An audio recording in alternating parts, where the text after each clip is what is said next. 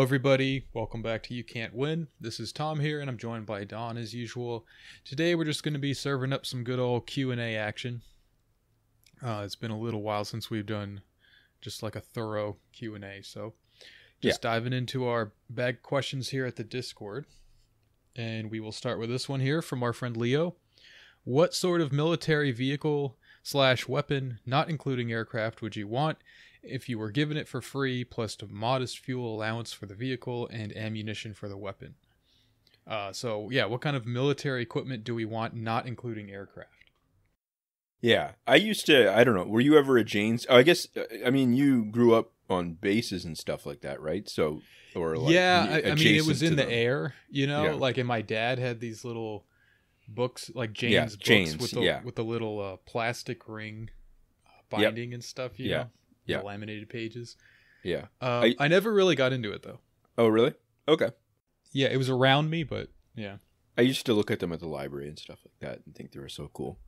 And I guess there were like brief moments where I was like, maybe I'll join the military or something like that kind of thing. But I don't know. Yeah. So I always thought it would be neat to have, this is not like a sexy answer kind of thing in the way that it's not like, I'm not saying like I want to FN foul or whatever, those ones. But like, it's more like, I've always thought it'd be neat to own like a military sidearm kind of thing. Mm-hmm. Just like, I don't even know what they are right now, but I think it was like Beretta 9mm or something like that kind of thing for a while or something. But like in the United States, but I don't know. I just always thought they looked nice. I like pistols kind of thing, like military pistols kind of thing. I know that's not like, that's such a mass market thing that it's kind of like, well, it's not that exciting, but like that was it's sort almost of like a consumer product, basically. Sure. Yeah, and I always thought that would be neat. There's a lot of reasons why I shouldn't own one kind of thing in general kind of thing. So I'm not going to get one, but like I have like in the past been like, oh, I wonder how much they cost and stuff like that and kind of looked into it a bit. But like I kind of wheel back a bit because gun control is a bit more rigorous in Canada in a lot of ways. And it's getting even more rigorous. And I feel like I just put down like one sentence worth of my psychiatric record or something like that. They'd be like, no, not for you. And that's probably, I am more of a person of, yes, I should be protected for myself kind of thing person where I'm like, no, I don't, just because like that rule is a good rule. So, but I guess like for vehicle, I don't know. I'm not really sure. Like maybe like, for something, I again, like my boring answer would just be like a Jeep or something like that. But we got to like think of something a bit more than that. Well, I don't know. Yeah. I sort of have one, and it's basically just like a vehicle to get around with. But I had a friend who he was in Iraq, as like a troop. Yeah. And he drove a Striker around. Yeah. And he used to say that his like deployment in Baghdad was like playing GTA, because you would just be in this heavy duty thing and you didn't have to obey any of the traffic laws. You would bump cars out of the way and stuff, and you would just be given missions essentially to like, all right, go to this part of town, there's a guy that looks like this, you got to kill him, and then you do that and you report in, they send you off to do something else. And it was like, according to him, it was just like GTA. So I don't know, one of those sounds good for like going to the store, Yeah. I know they're not consumer market vehicles generally, but like I was thinking of the Striker too.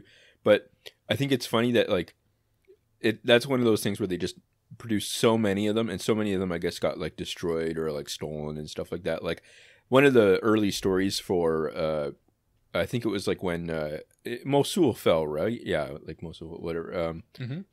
So they apparently there was like some yard or something like that with just like hundreds of them just lined up kind of thing, and they took all of them kind of thing or something like that. It seemed like pretty... We say it like it's a joke, but there's probably hundreds of like Iraqi dudes who just have a Striker. Sure. Yeah, and in the United States too, like they just had all these extra vehicles, right? Like especially when they sort of drew down from Iraq, and like they just had all these extra vehicles too, and so police started buying them and stuff like that. Like like in Canada, there's like a little bit of that. Like I did know that like one or two, or like I'm not sure. Like Canada's not as militarized for the police kind of thing in a lot of ways, but like Yeah. So, but yeah, I know that they were giving them to like, LAPD, NYPD or something like that. So, Can we just do a little quick sidebar on the question stuff? So you're saying that that Canada isn't as militarized and stuff, but that's relative to the United States. sure. So like if we put the US to the side, like Canada's kind of still wildly militarized compared to the rest of the world, right? No, I don't think so. I mean, Okay. I think yeah, I mean they do like shoot people sometimes and stuff, like, but so it's not but yeah, like our crime rate or like imprisonment rate or whatever is a lot lower. Like, I just mean like the even police forces, like are they all no, like, no. I body mean, when I armored went up and stuff? to Chicago a while ago, and I saw like a sign or something, or like with it had a military officer with like a M16 or something on it or something, like Mm. if I've seen American police, and they just got like the Canadian police have like bulletproof vests now, but they don't have like, I don't know, they do have like vehicles and stuff, but it's not I don't know, it's not it's like maybe like one helicopter or something. Yeah. It's not like NYPD where they've just got the giant like intelligence operations and all that kind of stuff. So yeah. Okay. All right. But I think that like I and again, another boring answer, but I think the AR-15 looks cool. It's Like, really fun. It's a really fun gun to shoot. Have you shot one or? Yeah. I had a friend who had one, and we went out in the desert and we were shooting at like these just rusted up like cans and like old kerosene or propane tanks. That's cool. Yeah, it was fun. They feel like toys. Yeah, Like there's no recoil on them, and it's just like pew pew pew. that's fun. Yeah. So, yeah, I don't know. I that kind of thing. Like I don't know. For some reason, if something is like the generic or standard version of something, I really like it more. I don't really, if they're sort of like weird looking, like I don't, like I said, FN foul or whatever, like the ones that are like just a little bit different kind of looking. Yeah. I think they're neat to like play in games and stuff, but in terms of like, stocking my stockpile in the basement or whatever, I wouldn't want that as much.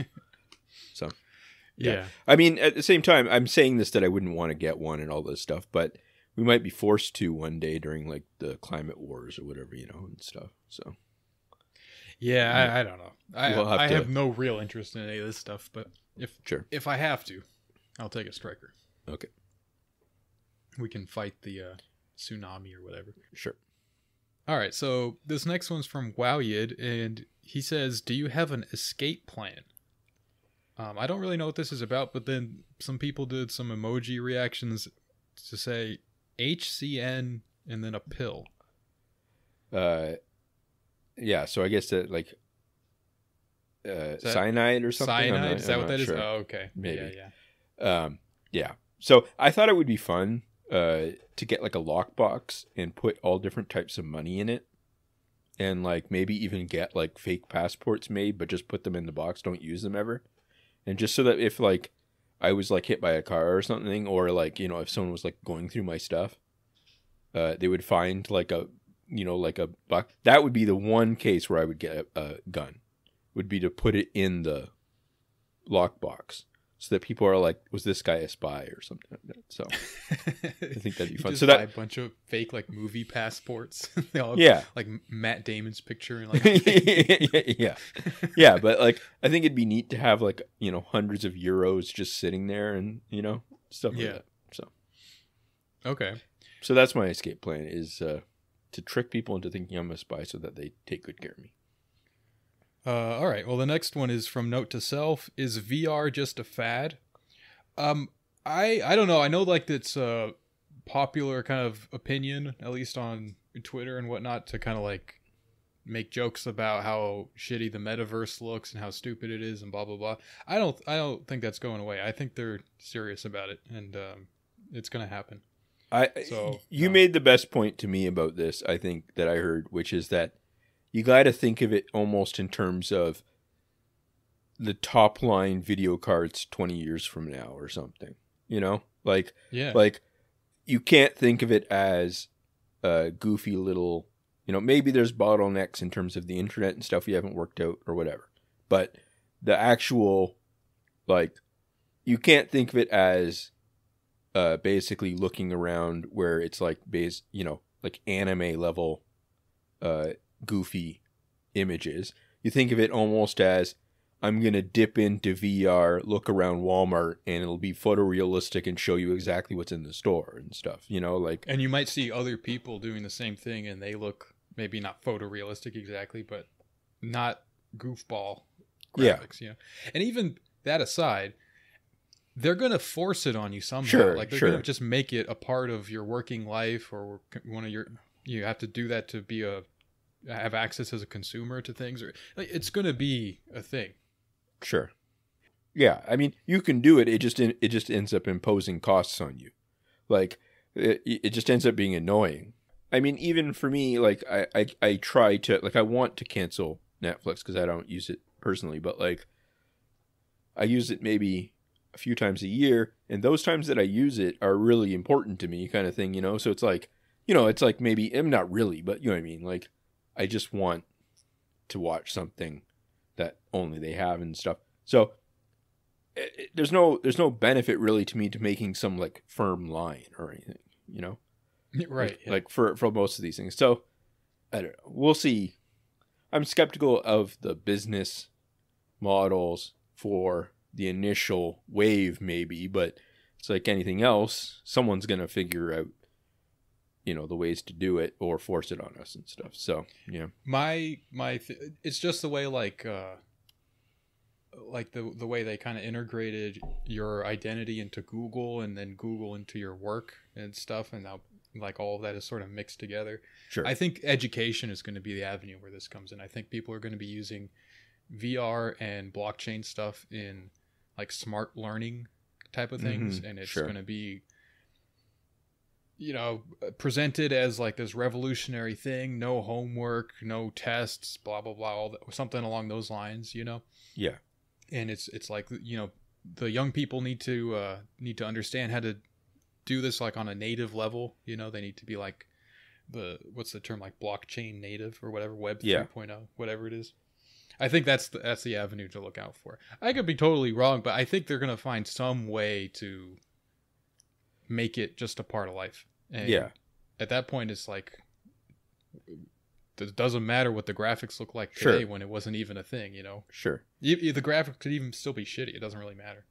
Well, I think that there is that bias on Twitter a lot of the time amongst like sort of like liberal blue check kind of things which is maybe in their favor sometimes, but it's that if something is a bad idea, it's not going to happen, you know? Yeah, that definitely bears out historically. And and that's, you know, like I always think of all the articles that came out right before Trump was elected, where it was like, you know, he's so obviously, or even, I mean, you can even say like not even just the articles, but like right now, a lot of Democratic, like there's like, you know, PACs that are funding far right candidates in Republican primaries. They were so that they would lose the general, and it's like, well, yeah, but that's a, you know what I mean? Like they're trying to pick their opponents so that they can easily beat them, and it's like, okay, well, yeah, but that's not.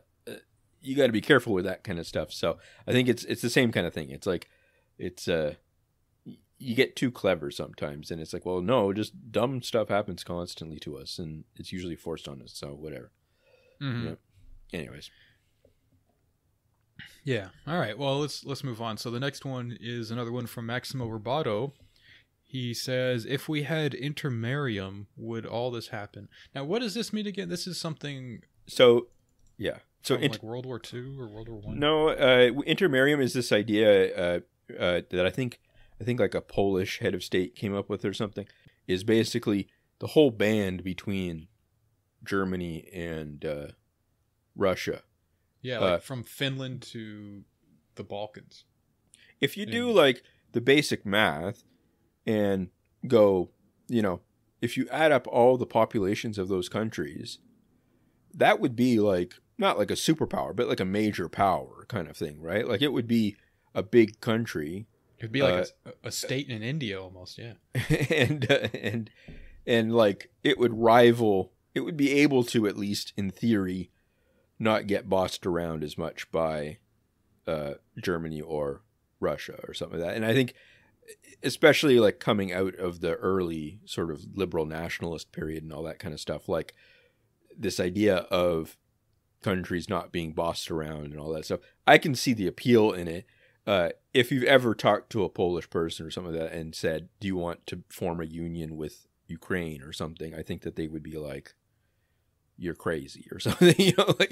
Sure. I don't think that like, it's not a serious idea anymore. They're sympathetic, maybe especially this year they're more sympathetic in general, but yeah, it's one of those things where we've missed the boat on it kind of thing, whatever, like it's that ship has sailed kind of thing, like that yeah, you especially there was sort of like an imposed unity amongst like the Warsaw Pact countries.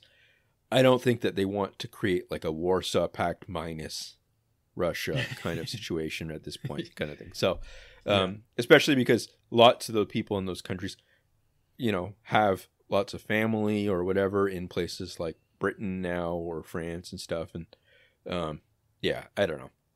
It's like anything else where you look at a map and draw lines and go, it would make sense for these people to unite.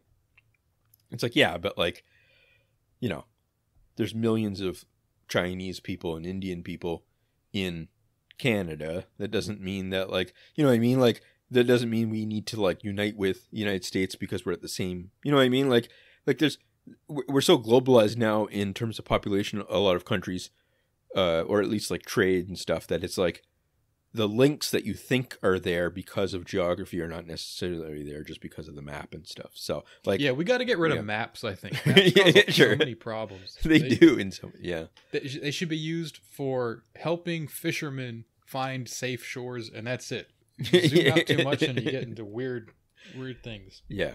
Well, you've been playing Vicky 3, I guess. Is that? Mm-hmm. So I think that. You know the dangers of this, so yeah, very much. I just industrialized Afghanistan on the back of like a massive opium export. I was exporting opium to the British Empire and the Russians. That's just cool. A little tip for you Vicky players out there, I guess. Sure, yeah. I like that. I like that you play like smaller countries or like countries that like, I don't know. Like when I play games like that, I usually end up just playing like the USSR or something. I don't play like, I don't know, Haiti. So it's easier to learn with the smaller countries. I think when you start a game as like Russia, or I don't think I've ever played a Vicky game as the UK because it's just so many colonies and it's just, it's a lot. Like I'd rather build that up and then I know what all the moving parts are rather than just being thrown into this big country. And then it also feels like you've already won the game at the start. Sure. Sometimes I try to play as the Chinese communists in World War II in Hearts of Iron, and I always get wrecked like just so badly, even though I'm playing it on like, kids level difficulty and stuff. So, or whatever. So, well, I imagine that's supposed to be hard. It is, but I'm just saying that's what I mean. Like when I try to do like smaller ones, I don't know. So, Anyway, should we go to the next question here? Yep. This one's from Haunted Tony. Everyone's got their Halloween names and stuff, I guess. Is there too much sexualization in media, or am I just a pervert? Yeah. So I feel like it's moving in two directions. Where like. Mm-hmm. Sort of like the general culture and stuff is becoming much more sort of bland and not sexualized in some ways. Like sexless. There's a weird, I've always thought of it as like a sexless queer thing, and is like the new mainstream thing. Like it's like people are sort of adopting a lot of the sensibility of like queerness or whatever, but it's completely sexless. Like it has nothing to do with sexualization at all. Sure. Yeah, I think you're right. And I think that like part of that is because of the proliferation of porn, where it's like it's like an either or thing. You're either gonna watch porn or you're gonna watch a normal movie kind of thing, like Marvel or whatever. You're like sort of, you're not a consumer. Like, it made more sense maybe in the past where like if you're like looking for something sexy, you'd like, but also like wanted to be entertained in general kind of, you would have to like go to a movie and like have that in there for like a few seconds or something, you know. But like, you know, I mean, like in the 80s or something, watching comedies that were like teen sex comedies or something, you know, like, Yeah. it would, you know, you would get that few seconds of woman showing her breast or some of that, and it would be like, wow, you know. Or something. Now you couldn't do that. You just couldn't. It wouldn't make sense. It would, because those kids are, you know, mainlining 4K video and stuff. So, and there's also like a lot of like blurring in certain types of media and stuff where it's like, you know, it is sort of in the middle in terms of like it's sexy but not like, you know, like shows like Euphoria or something where it's like people get that out of a few things still, but it's not really in the way that it used to be, where I feel like where they tried to like kind of plug in a few things for each person in bigger products and stuff. So yeah, HBO weirdly seems to have obligatory nudity in it, like every episode of anything they do, and I don't really know what the thought process is there. It might be a legacy thing. That's what I was going to say. It might be something like with the age of their average viewer and all that kind of stuff. And also like maybe some of those people are not as plugged into other parts of the internet and stuff. I'm not sure. So, yeah. Just a kind of silly question. What's your sign? Have we talked about this? I feel like I've told this story where I thought I was a Capricorn, but then some Wicca nerd like told me I'm actually something else or whatever. No, I remember you saying something about this. I don't remember the actual story, so why don't you? Sure. Okay. Well, I was born in early January, which I thought made me a Capricorn.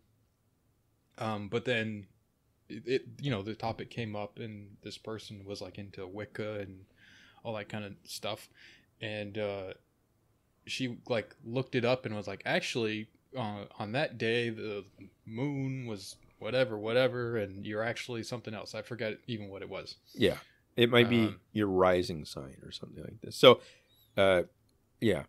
The funny thing is, I have no attachment or investment in this, but when she tried to tell me that I wasn't a Capricorn, I was actually something else, I got defensive and I was like, you're wrong. Shut up. I know I'm a Capricorn. I've always been a Capricorn. Yeah. I feel like since like becoming religious and stuff, I've tried to be more like, you know, sometimes people go strong against it. Then I've been trying to be more, not open to it, but like tolerant kind of thing, you know, like because I don't know, it comes up a lot in chats and stuff like that. I don't know, but it does. So you're kind of taking like a Renaissance era like religious approach to it's so I'm a Taurus, and I'm also like, I don't think it's real obviously, but like it's funny that if you list like the 5 major characteristics of a Taurus or something like that, I do hit a lot of them and stuff like that. One of the things is like very concerned with, or like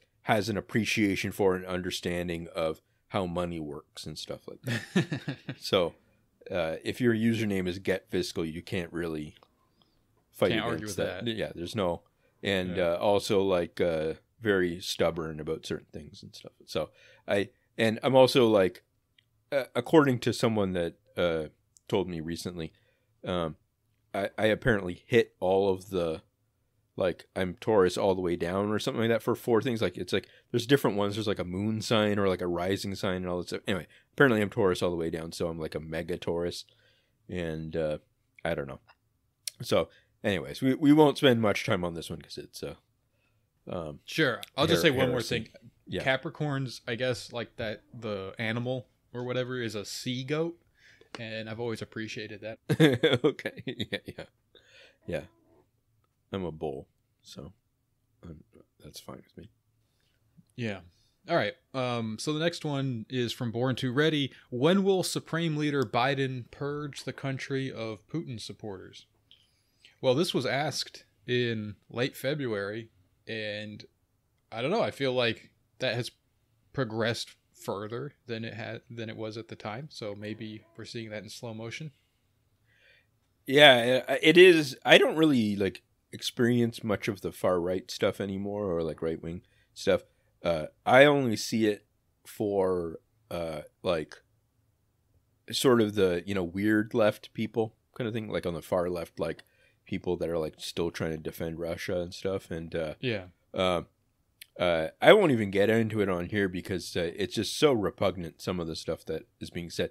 Like I am mostly fine with people that are sort of like concern trolling about it and stuff, like sort of being like, oh, Russia, whatever, like just like defending them in sort of mild ways.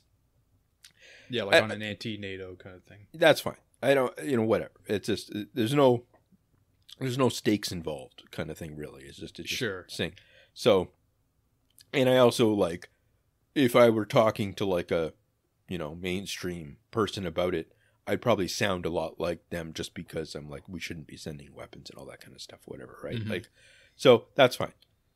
Some of the stuff I've seen of like people who are like hardcore, like Russia doesn't do any war crimes or any of this kind of stuff, and like they call the Ukraine side the Nazi side just exclusively. Like they're not even like, haha, they're kind of Nazis. They're like the Nazi people fighting against Ukraine. Like just totally drinking the Kool-Aid, like buying it all the way down and stuff, has gotten so like intricate, including like people going there, like going to Donbass and stuff. And I think more of them should go. That's great. Yeah. So I don't know. It's just it's commitment to the bit, which I have to respect at some level. But like, yeah, that's true. It just, I don't know. It's just, it really, really, that bothers me. So I don't know. I almost like started replying to some of these people, just being like, you should be ashamed of yourself and stuff. But like, it's not really my role. But yeah. Anyway, next one is from Spam, and he says, "Have you ever seen an alien spacecraft? And if so, did it probe you?" I like when I was a kid, a few times I thought I saw like, I had like sort of, I don't know if they weren't like really like hallucinations. They were just more kind of like, I think like sometimes kids' brains go weird places and stuff where they start to believe things are happening where like they didn't really, or something. Like I would start to get like afraid that like there was like aliens outside my window and stuff, or like I would start to like, I would sort of maybe, I think what was happening is maybe I got into like a night terror kind of thing where I thought I saw aliens going down the stairs into the basement and stuff. So I had that kind of stuff. And it was funny because the other day I was talking to, like a few weeks ago, to a psychiatrist, and I was talking about like, schizo kind of stuff or whatever kind of thing. And I said, I've never really had like full on hallucinations and stuff. And he started reading stuff that I must have said like 15 years ago or something kind of thing. He started reading about like these alien stuff and that. And I didn't even know what to say. I was kind of like, well, yeah, but not, I mean, that's like, you're like, 7 or something, it's not like, that doesn't count. That's not like me being 25 and like, rambling. And it's not like CIA, you don't genuinely like, you understand that that's probably some misperception you had as a kid. Like that's not a hallucination. Means like you think it's real and you can't, or at least you can't tell the difference, right? Like maybe you rationally understand that it's not real, but so I felt a bit blindsided by it because I was like, well, how do I explain that that doesn't count or something? So but quacks. Anyways, all right. So I guess we're going with no on for both of us. Sure. I think the whole UFO alien stuff, I'm coming around to the idea that it's like U.S. military propaganda stuff, Yeah, apparently they're coming out with a new tranche of stuff about it too, so yeah. Oh, great. That's the kind of military vehicle I want. Give me one of those flying saucers. There we go. Yeah. Well, you weren't allowed aircraft. I think that was one of the stipulations. It's a spacecraft. Sure. Spacecraft. Sure. Okay, so Haunted Tony asks, do I have to abstain from eating meat if I've been taking a break from going to mass? So I think this was supposed to be around Lent, because this was early March. Yeah. So, I don't know. I don't know the rules. I feel like a lot of this stuff is probably like, I get why people do it, but I feel like a lot of it is probably superstition kind of stuff around it. Like it's not, I don't know. I feel like if you're worried about that level of detail, like, I think that, like, you're probably good, like, unless again, I think there's lots of people that probably fulfill those minor tasks and then miss the big picture or something. So, yeah. So the next one from Born to Ready: could the present crisis be solved if Comrade Gorbachev had successfully implemented prohibition in the USSR? So prohibition. Yeah, I mean, I don't even know how they actually did it. There was like a public campaign, and then there was like, I guess they raised taxes on it or something, or like raised prices on alcohol, like during the anti-alcohol campaign, and that because of, like, productivity and health problems and stuff, and then yeah, people got pretty angry about that. But yeah, prohibition. It feels weird. I don't drink, so it always feels weird to sort of like debate prohibition either way, because it's like it just seems so abstract to me that it's kind of like it's like saying, should we not have drunk driving accidents? You know what I mean, or something. Yeah. It's like I'm like, no, might as well stop it, kind of thing, or something, but not like legally. I'm like, okay, well, I get why, like, legally you wouldn't want to do this kind of whatever. There's like always like second order effects or whatever, where it's like, it causes problems to do it, but like in terms of, if the government were like, hey guys, can you cut that out for a bit, or like not show up to work drunk every day and stuff like that, like I can get that. I can be like, well, yeah, like I get it's like people, because it's one of those situations where it's something that is considered cool, so anything that restricts it is like automatically seen as like some. It's insane that is the actual other side of the debate. It's like, well, there's people that are dying from alcohol poisoning. They're committing suicide, ruining their lives with alcohol. They're running people over. It's affecting the economy. It causes violence in the home. Like it increases violence against women and all this sort of stuff. It's a cost on health. It's like a strain on the health system. It's just a zero benefit thing. But the other side is, but I like it, and that's like enough. That's like I'm not even saying that's like an invalid thing to say, but is that really outweighs all the other stuff? Yeah, it just doesn't logically make sense to me. Now, again, it does seem to make sense to a lot of other people, so that's fine, kind of thing, whatever. Like, theoretically, it's like a democracy or something.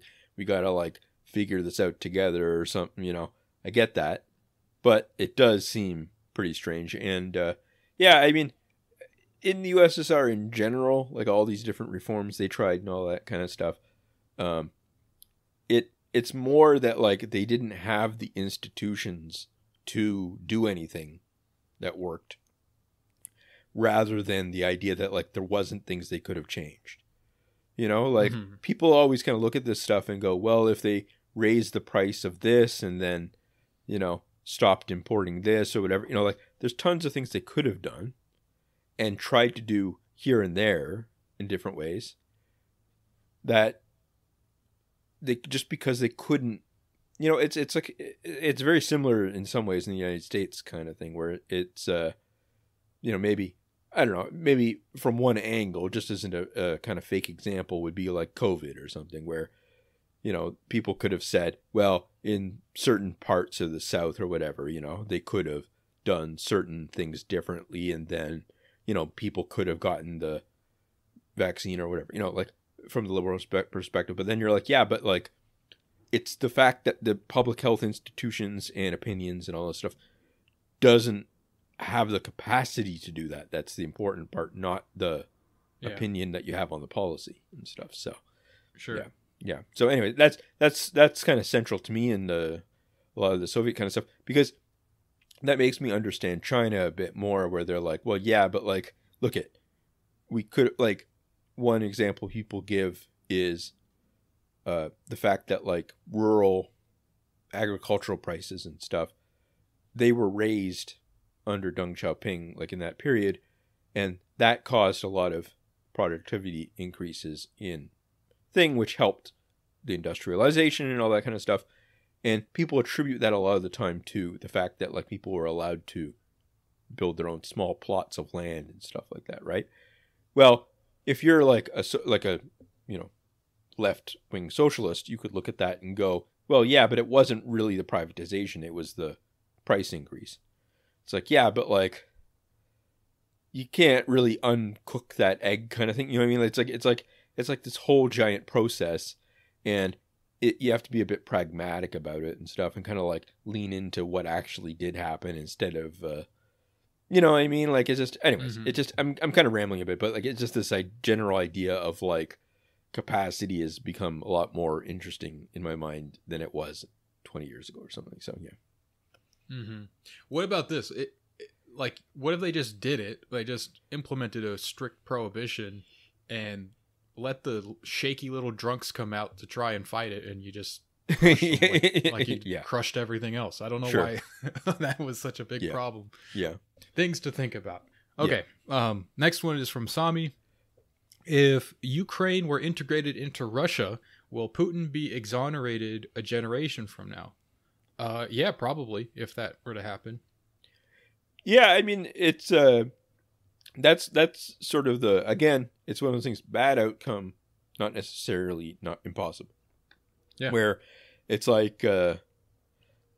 Or maybe it's good, I don't know. Who knows? If that's the end result, I don't know. But like people go stuff like Canada put out this press release or something the other day that I saw that was sort of like about the different like kind of fake referendums they held in Eastern Ukraine and stuff.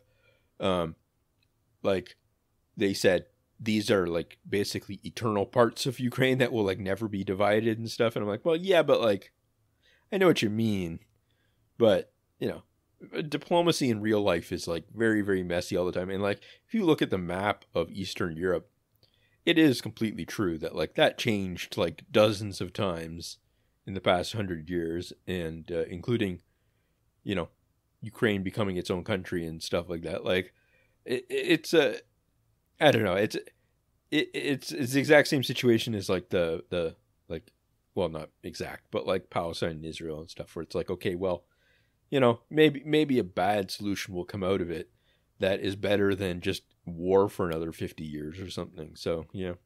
Sure. Yeah. To me, it's like the war is the bad thing that we want to avoid, but maybe the end result being Ukraine as part of Russia is better than Ukraine independent. I don't know. Like, yeah, it seems like a debate to be had. You know, it's not up to us. Basically, it's not. It's up to the Canadian finance minister to decide all this or something. So yeah, or is it? Sure. Okay, so the next one is from Maximo Roboto. Now that it's June, so he's asking this in early March and kind of imagining, oh, well, they'll get to this in June. No, he edited it, so. Oh, he must have edited it in June, I guess. Okay, so now that it's June and the pandemic safety restrictions have pretty much been lifted everywhere, do you guys miss quarantine and would like to return to it? My life is pretty much the same. I mean, it's also been the situation where I was gearing up this year to take a bunch of trips, and you know, and then ended up having a bunch of health problems and stuff. So that sort of cropped up, that made it at the very least like it would have been irritating to do all of that stuff. So I only did a few, like a small percentage of it, kind of thing. So now I'm hoping next year I can kind of move away from that. But yeah, like this is the first year really where it's been you know, back to basically normal. But all I do really is like, maybe I went to like a few baseball games and stuff like that kind of thing. But like yeah, my life is pretty boring, so it's not like you know, in terms of returning to it, I don't know, like it was, yeah, again, I just live at home kind of thing. I'm not like doing much exciting, so I, you know, returning to it is basically the same. The quarantine in terms of like hardcore, like not being able to go see movies and stuff. I don't even know if I missed that at this point because, this week I tried to go see a movie just because I hadn't seen one in, I think, a few months or something, and I was like, I just gotta go see something. I watched the first maybe half hour, 45 minutes of Black Adam, with The Rock, and too scary, huh? I had to go. Yeah, it was scary. It was so bad. I could see how like certain people might like it, kind of thing. I'm not saying that like everyone has to hate it, but for me, it was so bad that I couldn't sit there. I was just like, this is just, I got to get out of here, kind of thing. This sucks, and very obvious that was going to be the case too. Like I should have known that, but I was so much like, I got to get out there and see a movie, and that was the only thing playing because our theater has really moved down to like 2 screens, 2 showings a day, 5 days a week, kind of thing. Like it's very sad, and so I don't know. I'm not even bring them your phone with like YouTube open on like Red Letter Media and just project that onto this. Sure, yeah. I should rent it out or something. Yeah, that would make more sense because I don't it sucks now for a lot of these things. I mean, I'm sure there's good movies coming out and stuff, but they don't play them here, so it doesn't really, it doesn't affect me. So it's not like I saw Barbarian recently. That was all right. Oh, did you see it in theaters or did you see it? No, I saw it. Okay. What was it on HBO or something? I don't know. We watched it on something. Okay, how was that? You said it was good? It was pretty good. Yeah. Yeah, I don't want to like spoil it, so I don't want to say too much about it for anyone who's going to watch it. But yeah, I liked it. It was fine. It wasn't great, like it wasn't amazing, but it was fine. I didn't feel like my time had been wasted, which is like a successful movie in my mind. That's the best that movies can be for me anymore. Sure. It's just like, well, I didn't like feel like my life was just draining away, so that was okay. Sure. Yeah. Anyway, going back to the COVID stuff.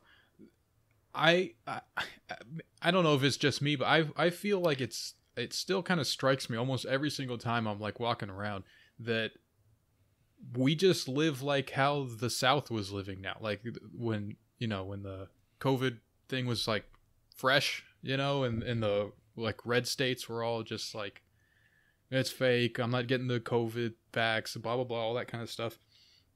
People are kind of just like that now, and I don't know. I feel like it's kind of crazy. Oh, I don't know. I mean, it depends on like I think that the vaccine is a legitimate reason to think that things have changed to the degree that like you can be less worried about it now or something. But like, well, I guess, but like it wasn't really like ravaging the South and like everyone in the blue states were just protected by the vaccine. It was. I don't think that's how it. Well, statistics I think. I mean, maybe I'm wrong, but I think it's more that the United States as a whole.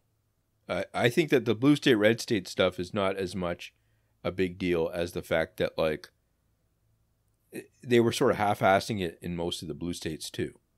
That's true. Yeah. Compared to like say Japan or something. Yeah, that's true, but it's just wild to me that now that there's like a Democrat president. Sure.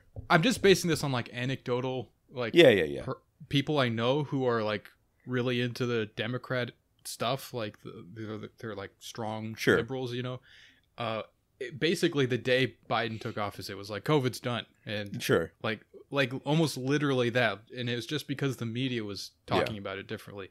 When it was Trump in office, like it's all his fault, and then as soon as Biden's in office, oh, look how good things are, it's because of Biden, right? So, I think I think that is probably the mainstream opinion of most Democrats.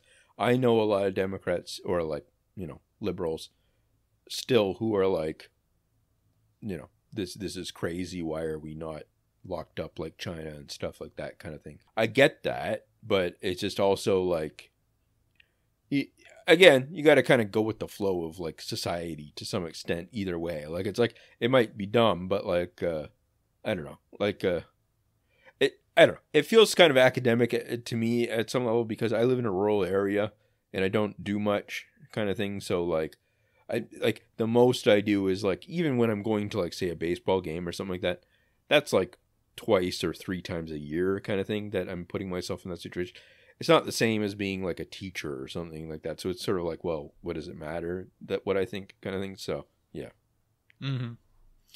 Yeah, I suppose I'm kind of in the same boat. I'm really like not invested in one side or the other in terms of like what policies should be in place. Like, yeah, it does seem like they've bungled it massively just altogether. But it's striking to me how people's attitudes shifted, and it's purely like a political thing. And that's just, for sure.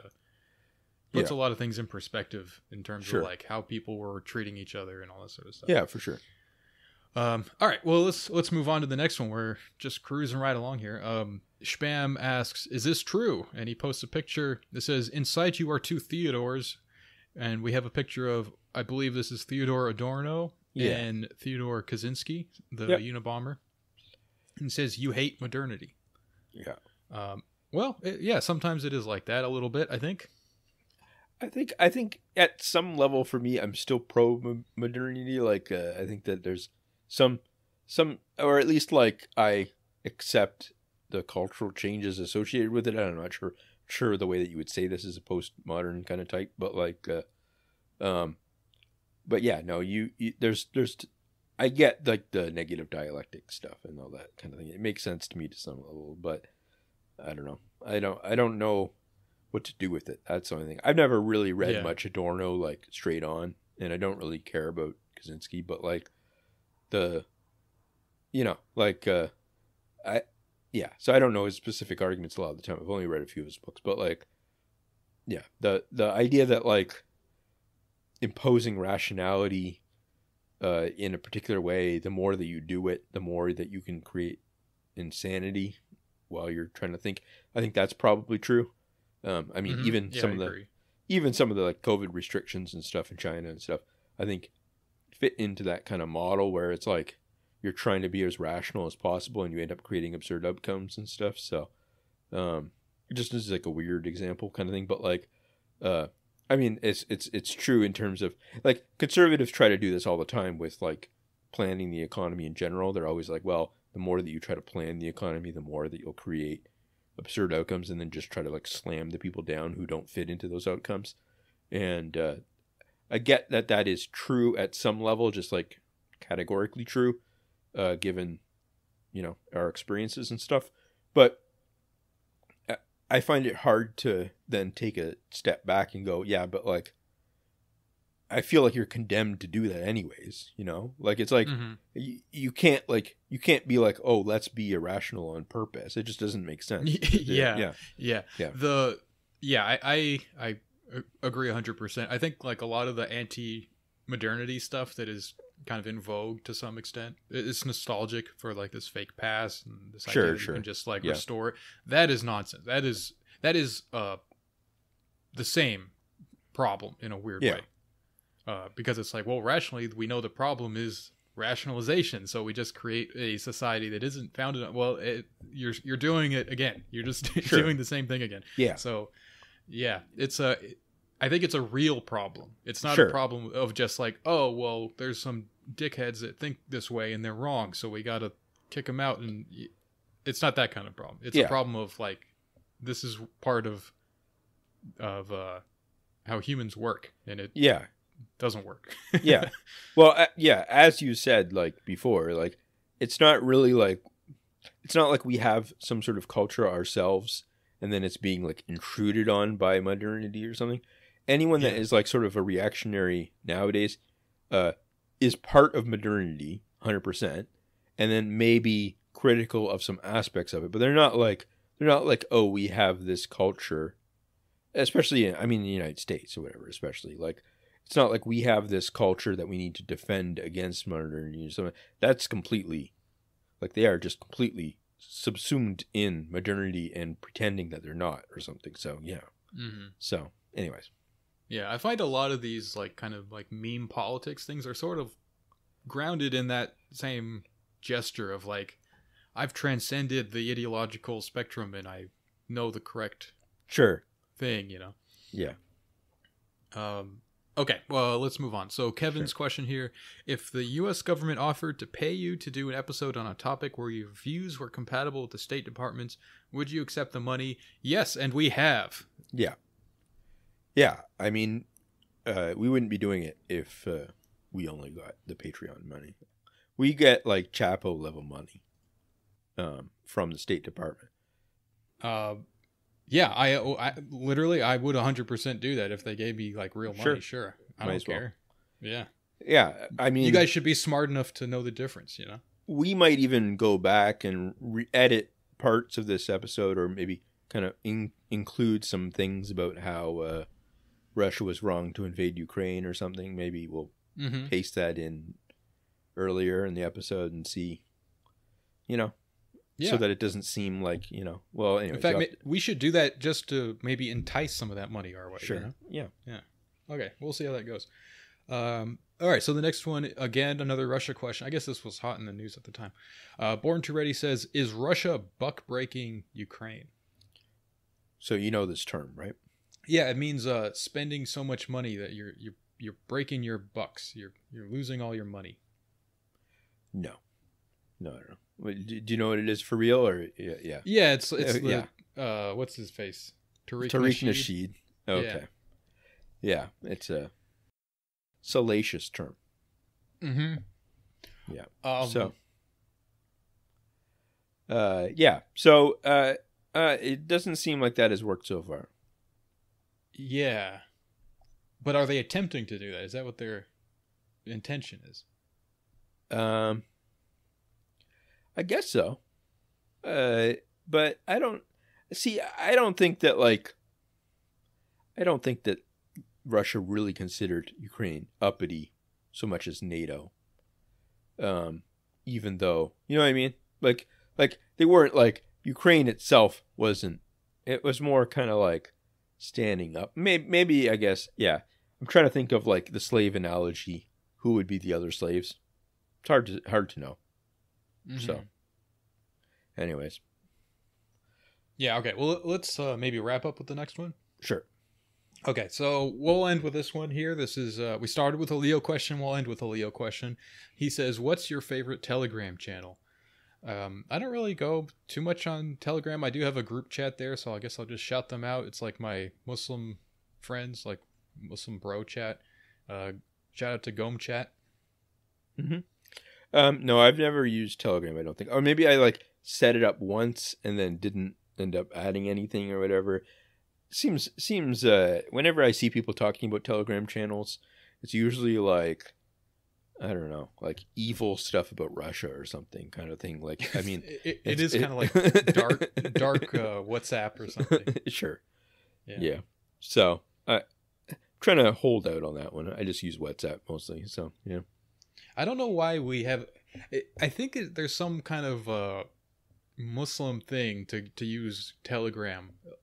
Because like WhatsApp is for like uncles and aunties to like share, memes from India about love jihad or something. So okay. Telegram is where all the like, oh, we're protected by privacy, so we can like say things about Islam. Okay. There's some kind of like thing enough. Like that. Sure. Oh yeah. Okay. Well, yeah, it was good to get some questions done and to get a public episode out and stuff. And yeah, so I guess we'll talk to you next week. Yep. See you next week, guys.